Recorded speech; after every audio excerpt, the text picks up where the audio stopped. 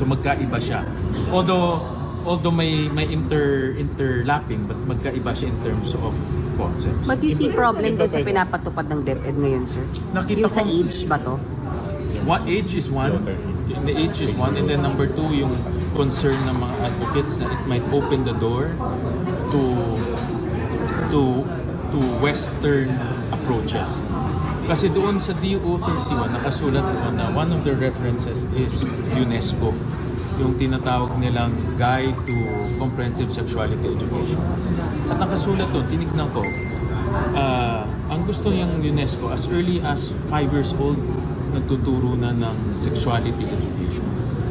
At comprehensive, marami siyang tuturo, parang 7 modules yun. So, alam naman natin sa atin, hindi ganito ang kultura natin. 5 years old, magulang ang dapat nagtuturo. Kaya dapat ibalik natin ulit yung responsibilidad ng magulang. Yung papel ng magulang dapat palakasin natin. So, iba yan dun sa